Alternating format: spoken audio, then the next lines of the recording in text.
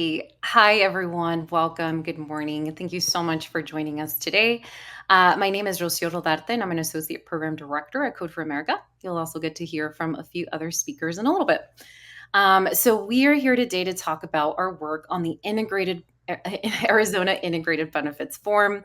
We are particularly excited to highlight our experience working with eligibility workers, also known as caseworkers, in this process, and also bringing in the voice of frontline staff into this experience in this presentation. Next slide. So before we get started, I wanted to share a very quick overview of what you can expect during the session. First, we want to share more about our project and process working with Arizona. We want to showcase what our collaboration working with eligibility workers look like. Then you'll get to hear directly from two Arizona eligibility workers, Karla and Rosa. We'll wrap up by sharing some quick learning lessons and form design principles. And then finally, we'll have some time for Q&A at the end, but we do encourage you to ask questions throughout. As you know, there's a Q&A box in the chat, so please feel free to ask your questions throughout. And we'll do our best to answer them as quickly as we go, or if not, get to them at the end. Next slide, please. So to get started, so last year, Code for America partnered with the Arizona Department of Economic Security to co-design a new application for 5 different programs: SNAP, TANF, Medicaid, Child Care Assistance, and LIHEAP. This was a deep year-long collaboration with our partners. We're so grateful to Arizona for allowing us to partner on this work. While we concluded our partnership over the summer, Arizona is now working on implementation as part of their broader modernization efforts. Next slide, please.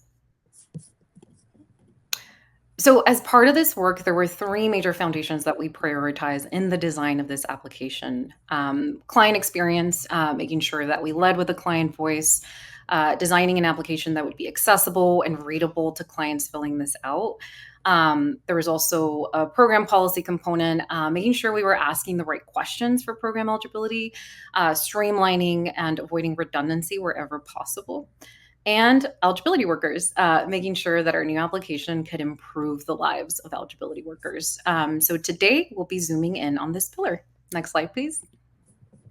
So just to give you a little high-level overview of our process and what this looked like. So we conducted an overall question review of the various applications for the 5 different programs, which did include a policy review to making sure we were asking the right questions to determine eligibility.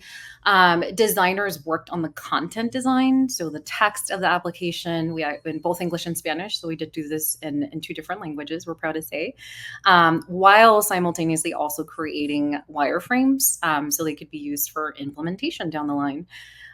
We checked in with clients to make sure we were headed in the right direction by testing through prototype links. And then also, again, we did check in with eligibility workers to make sure we were making their lives easier in this process. I do want to stress that this process was not necessarily conducted in a linear sequential order. As you see it here, these are mostly steps that we wanted to highlight for the different milestones we achieved in this process. There was obviously a lot of iteration, a lot of improvements on the text, the content design, the wireframes as we went through these different milestones. So just wanted to share a little bit of that. And then again, our focus today will be on the eligibility worker validation piece. Next slide, please. And finally, just to share really quickly, because I suspect many of us are form and data nerds, just wanted to give you some high-level numbers of our process and our work in this. So as you know, we had 5 integrated programs, 5 programs that we integrated into this application. This represented 9 different application sections. Our designers created 379 wireframe screens, and we had a total of 727 application questions, which sounds like a lot, but again, keep in mind that this was the totality of the questions that represented some obscure scenarios, as many user cases as possible. So an applicant would definitely likely experience way fewer than that. So with that, I will pass it over to my colleague, Sharon. Right. Hi, everyone. So nice to see so many of you here from across the country, including Arizona. My name is Sharon Bautista, and I am the Director of Qualitative Research at Code for America. And I'm going to take you through in a little bit more detail what it looked like for us to co-design and evaluate the application that we were working on as it was in progress then with eligibility staff specialists. So our overall approach with eligibility workers workers. Again, looks linear on this slide, but we all know from our day-to-day work that processes are never linear, so this approach was definitely iterative. If you look all the way to the left, we've very much started with kind of what we wanted to learn with eligibility workers. We know that their time, maybe more than any other group, is very limited. So as a researcher, we always set research goals, define our research questions, but I think it's more important than ever when working with a group of partners who have such limited availability and time. And so once we aligned on what we wanted to learn from this round of research, which was really to understand the extent to which the application as it existed at that point, so a work in progress, the extent to which it fit into eligibility workers' workflows, so their day-to-day ways of processing cases or working cases. And specifically, we wanted to get their input on kind of that content design or the wording of the questions. So with that goal in mind, we then started to ask ourselves which client profiles or which types of clients were most important for us to understand from eligibility workers' perspectives. So, for example, which variations of household makeup, maybe types of income, different types of identities kind of presented the most complexity and risk that we wanted to talk to eligibility workers about. So we ended up developing 5 different client profiles based on what we had learned up to that point in the project about the highest risk parts of the application. So we had to then figure out basically we knew the types of clients we wanted to understand better. We had some questions for eligibility workers, but how exactly would we kind of start that conversation with eligibility staff? And so we ended up finding a solution via ChatGPT, which I'll explain in a minute. But we proceeded to develop an interview guide. We tried it out with a few eligibility staff to start. We kind of made improvements to it. And then we ended up conducting interviews with 8 eligibility workers. And then we took a close look at kind of what we heard in those interviews. We analyzed the recordings and notes and ended up developing a set of both short and longer term recommendations for us to talk over with and discuss with the Department of Economic Security. So to give you a little bit of a closer look on the screen, what I'm sharing is an example of the instructions that we shared with eligibility workers in advance of the interviews I just described. So the key things to take away from kind of what this slide is showing is that we tried to make the instructions as simple as possible. Again, just knowing how busy eligibility workers are and how much information they have to hold in their heads given their roles and responsibilities. You'll see in these instructions that we asked eligibility workers to imagine that the document that we sent them in advance of the interviews was a completed integrated benefits application. So in reality, the application, we were still working on the design of it, but we, again, gave them this scenario for the purposes of our conversation. The instructions also included in advance the 3 main questions we wanted to discuss for eligibility workers, again, to consider in terms of kind of what information they saw or noticed in the new application, if they saw anything that might be missing that they considered really critical to the way they work cases, and anything else really that might make this application something kind of more valuable and helpful given what they do on a day-to-day basis. So with these instructions, so that's like the top part here of the instructions that we shared. We also gave eligibility workers just a little bit of high level detail about kind of the client profile we would be discussing. So in this example that you see on the screen, we let eligibility workers know that you're looking at an application for someone who is interested in SNAP and childcare, who's a US citizen with one other child, also living with household members with undocumented status who are doing different kinds of gig work. So every eligibility worker that we interviewed kind of had a different profile to discuss. And again, we arrived at these profiles based on both past policy reviews with Arizona policy experts, policy staff from Code for America, and also past research that we had done with clients. So people in Arizona interested in benefits and kind of the input that we got from them. All right, so I mentioned that we gave eligibility workers for these interviews a document that would help kind of spur discussion. So this is where ChatGPT comes in. So in planning for these interviews, we knew that we wanted to show eligibility workers the new application. But we wanted them to be focused more on kind of the wording of the questions rather than kind of to be distracted by the colors of the page or kind of the broader design. And, like many of all the things that we work on here at FormFest, we had a very tight timeline. Our team up to this point had been mostly working in the design tool Figma to create wireframes. And so we weren't really sure how to make something easy and simple enough with the time that we have that we could use in these interviews.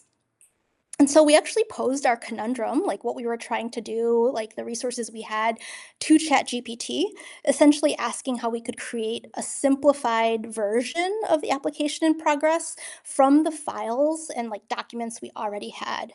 And so ChatGPT's guidance was that we could create a script that would let us take the application questions, like just the words from the design files that we had, get those into a spreadsheet, and then finally be able to pull those questions from the spreadsheet into a very simple Google Doc that literally just listed the questions in the application and had boxes where we could fill in details that reflected those client profiles that I mentioned.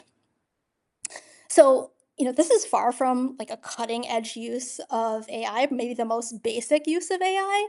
But I wanted to call it out as a reminder that while all of the AI tools out there today can automate many types of work, that for the types of work we do, where we're constantly problem solving, it can also be used for that kind of basic problem solving or to source suggestions for alternative ways to approach a problem when fuller automation maybe isn't possible or even desired or the right thing to do. All right, so just to give you a quick view, this is the Google Doc that I was describing that we used in the interview. So we sent these to eligibility workers at least a week in advance of our conversation. You'll see on the left, they're basically all the sections of the application, and on the right in the main section of the page are again in just a very kind of basic type, the questions of the application, and then the boxes for the answers that match the client profiles. All right, so I wanted to take a moment to share kind of some of the things we learned from partnering with eligibility workers directly, so things that contributed, I believe, to our success. And in a moment, I'll talk about like what we actually learned about the application design from these sessions.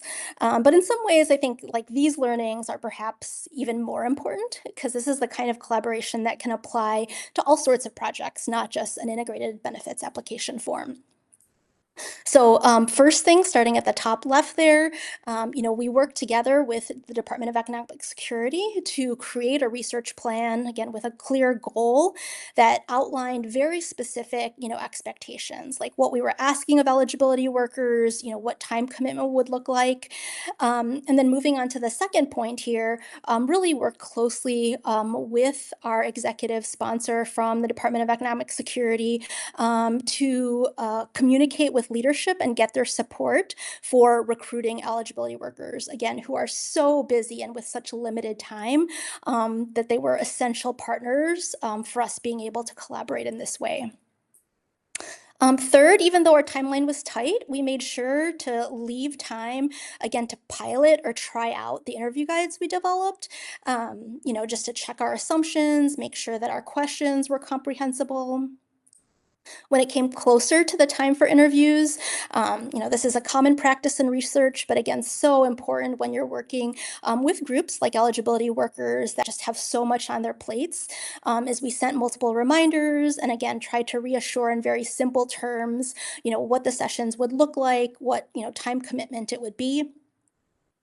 I previewed the questions that kind of form the foundation of the interviews. We on purpose kept these, very loosely structured. So with the three questions that I shared, leaving lots of room for eligibility workers to kind of steer us in the directions that made the most sense. And then, maybe most importantly, is to make sure that everyone involved in this research, including the eligibility workers, kind of understood what would be done with the things that we were learning. All right, and just to wrap up before kind of we hear from our experts, Rosa and Karla, some of the things that we learned about the actual application design, so what we were evaluating. So on the one hand, we did learn some things about the wording of the questions. So remember that was kind of, our key goal. So for those of you who work on programs like this, questions about expenses, utilities, income, are always hard. So, an example, we had a question that originally read, do you rent your home? And one of the things that eligibility workers told us was that in their experience, that clients often think of the word home related to ownership. So the fact that we were asking a renting question with the word home could potentially make clients confused about whether we're actually asking about home ownership or renting an apartment or something like that. So there were changes like that, which were like very concrete and actionable that we worked with DES to implement. But what you'll see in the highlighted boxes to the right here is that actually the majority of what we heard from eligibility workers was, they can adapt to anything. They adapt to policy changes all the time, process changes. But the things that they, asked for were really for us to advocate, for the types of kind of learning and support that they need when change happens. So kind of really key takeaways related to change management. So, for example, hearing directly from leadership about changes that are coming, we heard multiple times as being just really valuable to kind of hear from the source about things that would affect eligibility workers day to day. Making sure that eligibility workers have time to explore any changes that might be rolling out. So, if there's a change to an application or a new application, we also interesting, on this day of all of us kind of doing trainings online through platforms like Zoom, that those can serve a need for sure, but that it's also very easy to multitask during online training. So for any big changes, recognizing that there is still a lot of value and opportunity for in-person training when it makes sense. And then finally, we learned a lot about kind of different tools, some of them very low tech, that can support eligibility workers in navigating change. So, the value, for example, of cheat sheets. So, literal, like kind of documents that give tips to eligibility workers on how to navigate a change that has just rolled out, can be a very kind of low effort, low cost, high reward tool that can support, again, change management. So, without further ado, we have Rosa and Karla here from the Department of Economic Security, and they're going to talk through some examples of kind of what, kind of some of the broader themes that we've been describing so far. So, with that, I'll pass things over to Rosa.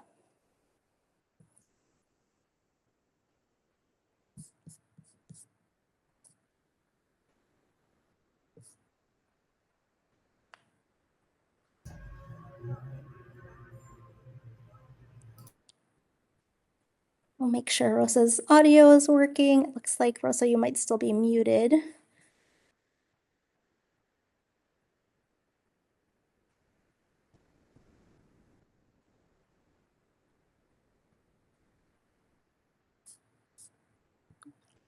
All right. We'll give it a moment. I think while we figure out Rosa's audio issues, maybe we can switch to Karla if you don't mind. And Karla, if you want to talk through some examples first, and then we can switch back.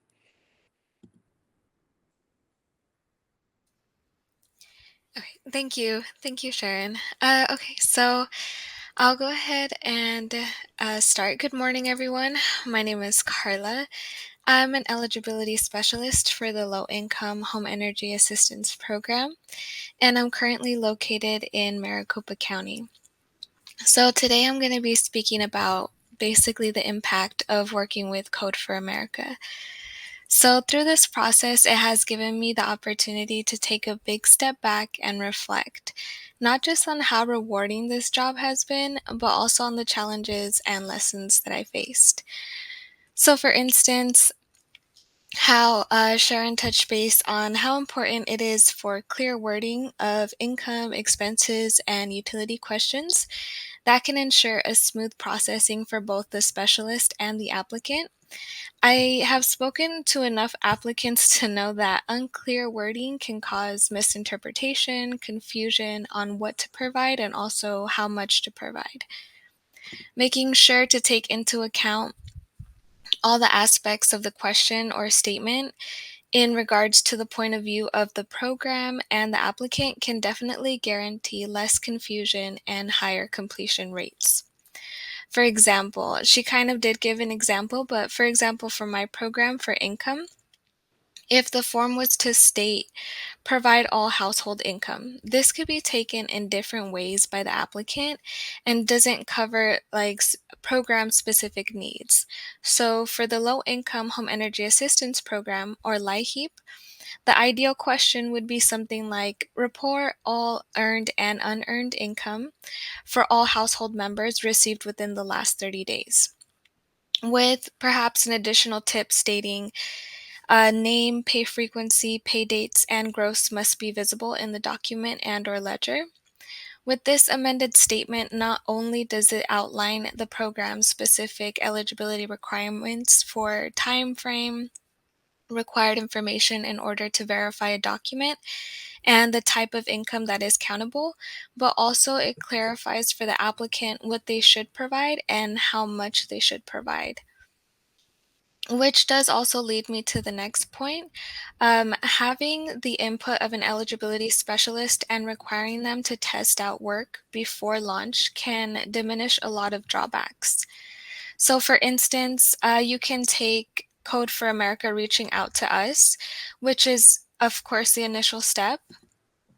The next could be perhaps like a walkthrough of the application or what we do with one application so that designers can experience the process and benefit from visual representation, which can help with better understanding and perhaps also help with obtaining better and or additional ideas that conversations might not highlight.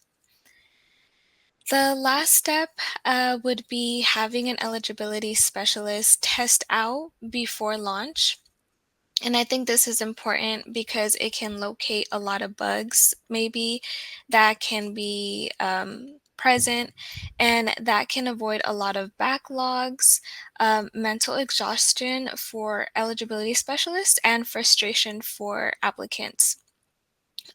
Because if steps 2 and 3 are skipped, per experience of the integrated benefits A to Z, it has shown me that this can lead to higher rework, so reworking applications to fix things that were perhaps missed or misinterpreted by an application, or perhaps things were not translating from the new form to our system, so we had to go back and make sure that things that were missed were fixed. It also led to high level reviews. A lot of applicants were putting in requests to fix things, that things weren't getting checked just because of that backlog. It kind of did set us back a lot of months. So they were pretty frustrated with that part of the experience. It also led to more appeals, a lot more calls just because applicants were wondering why it was taking so long, trying to clarify on what exactly it is that they needed because they weren't understanding certain questions. And also, of course, that affected the completion rates, so that did lower that. I would have to say another immense aid for eligibility specialists are resources, or like Sharon stated, cheat sheets. The resources we have include standard of work, or SOWs, and templates, which have helped tremendously with stability and quality in our work. In such a fast-paced and continuously changing environment, stability in communication, weekly meetings, refreshers, SOWs, and templates have really guaranteed higher quality for our work and a smoother adjudication process of the applications, which in turn makes it more transparent process for the applicant when we're communicating with them. Because since they're unaware of just how many changes really do go on behind the scenes, when eligibility specialists and the people involved in what we're working on are on the same page, it really gives them an ease of mind. And that has been what they have told me personally when they hear the same answers and the same explanations from everyone. It just gives them a sense of peace that basically, like, we know what we're doing. But at the end of the day, that is the goal, ensuring the success of the work by those wanting to collaborate with us or eligibility specialists, so that can lead to helping as many people as possible, all while guaranteeing high quality, high completion rates, and reassured applicants. And honestly, I can't thank our supervisors enough for all that they do in order to make sure that we are good and prepared for what we need to do. And a big thank you to Code for America for allowing our voices to be heard on a grander scale. I believe what the start of success looks like. And I'm now going to be handing back things over to Rosa. Thank you. Thanks, Karla. I'm going to try again and see if Rosa's audio is going to come through. So we'll just give it a moment here. Rosa, if you want to test it out.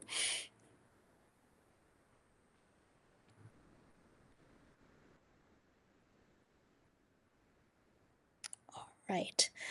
It looks like maybe there's still some tech challenges, which is a natural thing that happens and, appropriate for FormFest and our discussions here.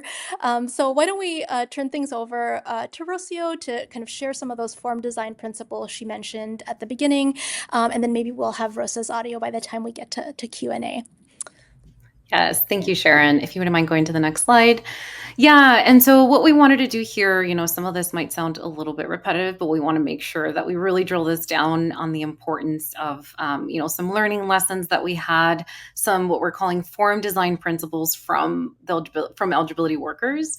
And so just to start, starting with client and caseworker needs, designing something, making changes that reflect something that is going to work for both the client and then also the person who's going to process it down the line. And actually, I'm going to pause there. Rosa, it looked like you were unpaused. Do you want to try really quickly? I saw that you logged back in, just in case you can go next. It looked like you were unmuted in case you want to try to unmute really quickly. Just wanted to try because I know that, again, just in case you can go really quickly. Yeah, we can circle back during Q&A, I think. No worries. All right. Well, moving down the design principles, practicing transparent prioritization and sharing roadmaps with dates. And by this, we mean, again, this is coming from eligibility workers. They understand changes are inevitable, especially now. So if there are going to be changes down the line to any forms, applications, whatever it might be, just trying to be upfront and just giving them a heads up on when they can expect that. So they can start preparing for that. 3, ensuring that tech teams have direct lines to eligibility workers and vice versa. Again, going back to the idea that we want to make sure that there's a direct feedback line in that process. So wherever possible, we understand the processes and systems for every state are very different. Trying to loop them into that process for that feedback. Letting eligibility workers determine what are major versus minor changes. And by this, we mean, sometimes we, on the program eligibility side, or when we're vetting the program and policy questions, we make changes that we think might work. Or might be easier for the client. But then when you get to the person who's processing it, given their experience, they know that actually might make it more harder. So just trying to figure out the differences between testing this out in advance to make sure you're aligning on what some people think major versus minor changes. Involving eligibility workers in quality assurance testing, including determining test scenarios, again, putting in their voice in the process throughout. And then phasing rollouts to focus on quality over quantity of new features. So just making sure that, again, we are producing products, forms, whatever it might be, that actually improve the lives of everyone involved. So with that, I think I heard some audio. Rosa, do you want to go ahead and give it a try? Hello, can you hear me? Yes. I'm so sorry about that. Oh, I'm so sorry. Thank you. No, I mean, I think this happens. We all know in the audience that this happens all the time. So we're doing a live demo here. Yeah. Thank you. Hello, my name is Rosa, and I am a Benefit Eligibility Specialist Senior with the Department of Economic Security's Family Assistance Administration. I have 6 years of experience working with clients to determine eligibility for nutrition, cash, and medical assistance programs. So, with that being said, I would like to share some information about my role. One of my responsibilities is working directly with clients. So I do have having access to client applications enables me to understand required information and effectively address clients' questions and concerns. So, for example, whenever I do have client interactions, they always ask information regarding the application process.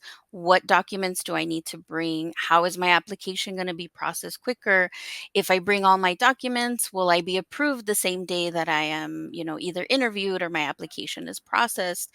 Some of those questions go with the income. So, like, okay, what income information do I need? Do I need to bring in my pay stubs?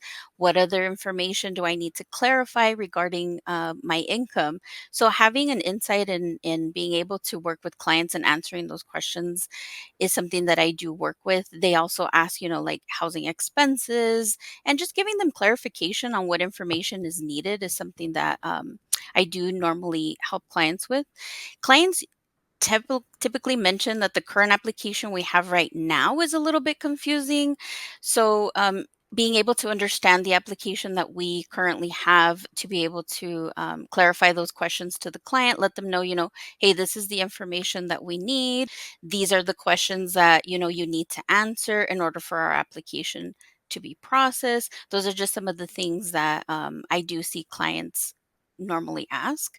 And then, adapting to constant changes. Due to the recent changes, clients are experiencing a greater challenging in accessing their medical, cash, or nutrition assistance. As a result, many of our most vulnerable community members are facing barriers to securing the benefits they need. So some of these changes now require clients to provide their own documents regarding, their income, housing, or the living expenses, which can be difficult for some of those who are already struggling. So, our role is to support and guide clients through this process, ensuring they receive the help that they need. So, to highlight, this new process may cause confusion as there are going to be 5 programs that clients are going to be applying for on the same application. So, I am grateful that I was given the opportunity to review the integrated application process ahead of time with Code for America. This gave me some insight on these new changes that the clients will be facing and what will be expected once the integrated application is rolled out for my program. We're usually, I'm sorry, we're not currently working with the new application. So I feel that having ample amount of training with Code of America, if we could still, continue working with Code for America on this application process, it ensures that, we have better understanding of the application and we're able to provide more feedback or clear guidance to the clients on, which programs need to be applied for. And then maybe they can understand the application process a little bit more clearly. So the last thing I would like to add is training. So training plays a critical role in my success. When I have sufficient time to learn and practice a new process, I am far more effective in applying them with, the clients I'm assisting, or, sometimes I have to assist my coworkers, helping them understand the process or the questions that need to be asked or the information that we need in order to process these applications for our clients. So proper training reduces errors and increases efficiency, and it helps provide higher quality to our clients. So, again, I would like to just add that having additional time to continue working on this new integrated application process for Code with Code for America would be great, which gives us, more of an understanding, and we can be prepared once this rollout comes out. Thank you so much, Rosa. Thank you. Always in awe of your expertise, and Karla, you as well. So much of your thinking is reflected throughout this deck, not just in the examples that you shared. And so, yeah, just so in awe of you, even after, all of these months of working together. Well, on that note, I want to make sure we have enough time for a discussion of the questions that we've gotten through the chat. So I'll turn things back over to Rocio to just wrap up our slides, and then, we'll try to tackle as many questions as we can. Sounds good. And just please know we did get a few questions, going through them as quick. We'll try to answer as many as possible, so please bear with us. Just to start, someone asked, Elise Cohn, was the application ultimately provided to the applicants in languages other than English? Were the eligibility workers involved in the translations or review of the translations? I can get us started, and Sharon or others, feel free to jump in. So our part of the partnership here, just as a reminder, was for the design aspect. And as part of that work, we did do content design and content and wireframes, and this was only for English and Spanish. I think it'll be up to the state of Arizona if they want to add different languages down the line as they work on implementation. But for now, just wanted to call out that those were our two focuses. And then as far as were eligibility workers involved in the translation and review of the translations, we actually had a separate process that we're really proud of. I know we don't go into specifics today, but we actually transcribed the application. So we had specific transcreation experts on our team that focus on not just plain translation, but also making sure that we're transcreating in a way that is, relative. That relates to the culture of Arizona, the way that they use informal versus formal in Spanish. We actually had a different body of work with program specialists in the state of Arizona who focused on the Spanish content to make sure that we had these Spanish transcreation principles that we followed throughout. So no, the eligibility workers directly themselves did not review the English part, but we did have Arizona program specialist who again, guided the creation of these principles and did some review of certain aspects of the application to make sure it was working for them. And it was, again, relevant to the Arizona context. Yeah, and to build on that a little bit, so I think it was a couple of months before we did these interviews with eligibility staff. We actually kind of brought an early version of the application to clients as well as community-based organizations that the Department of Economic Security connected us with. And for those kind of different streams of research, we did bring the Spanish version of the application. And so we conducted interviews with clients in Spanish to understand the wording and the kind of the transcreation that Rocio described. And then we worked with some community-based organization that kind of almost exclusively serve Spanish-speaking families and households. And we heard a lot from those assisters about kind of, terminology that can be really tricky, suggested wording that they've used. So in addition to that transcreation process that Rocio described, definitely kind of multiple kind of types and forms and cadences of like feedback and collaboration on the Spanish version. All right. Great. All right, let me move on to another one that was asked here. Again, we're trying to comb through this as fast as possible. Kara asked, what was your experience like working with our federal partners for approval of the new application? I'm particularly interested in hearing how the approval process went for CMS. How long did it take? Did you have to make any changes based on feedback? I'm interested in any insights you have to work through this process. So Kara, that's a great question. In our piece of the project, we did not get to that point. So I think that could potentially be something that the state of Arizona pursues.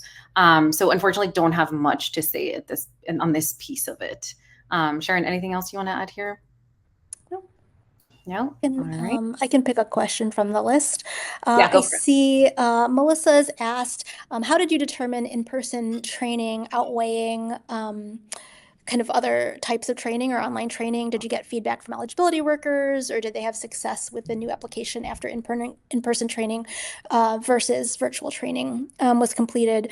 So this was definitely something we heard directly from eligibility workers, and it was based on kind of past rollouts of changes where there were both kind of in-person and virtual training options. And I think probably most of us can relate if we've tried to multitask during the day, that when doing remote training, it can be very tempting. I mean, I am sometimes guilty of this myself, to check email to make sure nothing urgent has come through, or to consult other work that's going on. And so it was really just like that ability to focus and have dedicated time, especially because eligibility workers are often so busy, that kind of suggestion or recommendation came through in our interviews.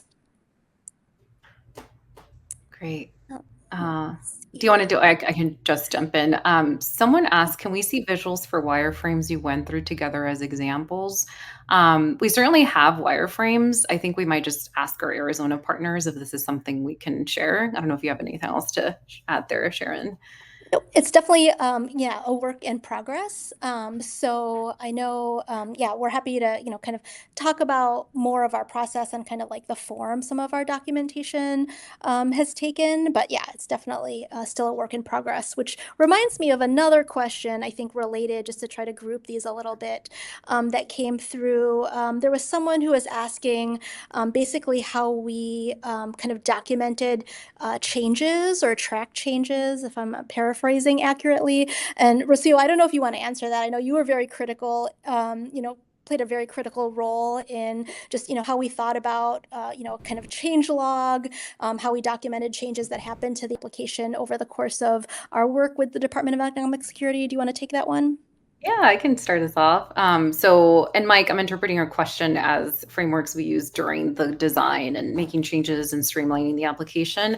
We actually went through this, like a lot. The fun part of our work is always creating new processes, new templates. And so this definitely evolved throughout. But we used a lot of spreadsheets, Google Docs, spreadsheets. Literally, we went through the exercise of tracking, like, okay, what are all the original questions from both the paper and the digital application currently in existence in Arizona? Then we streamlined, okay, what changes have we made? Where was it like, we had different like scroll bars, like where did we make like a change to the wording, intact, removed, added a new question, and then where specifically did that come from the existing to like what we were proposing as a change. So lots of very concrete or very inline tracking happening. And in addition to that, not just from like the overall text of the changes we were proposing for the new design, but we also had a lot of policy conversations with Arizona stakeholders. And so as we had a lot of policy discussions. And so we had Google Docs representing like our policy research, what we were proposing, alignment with Arizona stakeholders. We had more spreadsheets tracking line by line. So I think spreadsheets and Google Sheets were definitely the top trackers that we used in order to communicate the changes to Arizona, and just to make sure that they had that we could offer the best documentation possible. I will stop there just for the sake of time. Yeah. Yeah, I'll take one more quick question, and then we want to wrap up to make sure that everyone has a chance for a breather before the next session. Someone posted the anonymous question of kind of what was the specific benefit of using ChatGPT. And so for here, exactly right. It was the idea of like, how do we take all this like Figma design documentation we have to create something really simple that would kind of reflect just the kind of the wording of the questions. And so we didn't even use ChatGPT. I mean, we'll do this in other projects and use AI-assisted tools. We didn't use it to create any prototypes. They were just those Google Docs that we showed. We wanted something to be easy to send, something easy to open. And so, kind of that was our very basic use in this case of ChatGPT. So on that note, we just want to leave you with these three parting thoughts. Rocio, if you want to take us home here and wrap us up. Yes. And just really quickly, Aurel, someone asked about the resource hub. If you could please link that directly into the chat so folks know where to access these slides after. And if there's any way to answer these after, please let us know, Aurel. We got a ton of questions, guys, so sorry if we didn't get to all of them.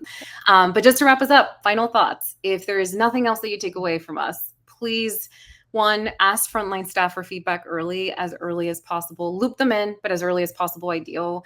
Communicate changes in timely and organized ways. Again, they're going through a lot, especially now. So anything you can do to work on communication would be greatly appreciated. Hands-on practice. Let them go through the applications, let them give their feedback, and just any practice is greatly appreciated.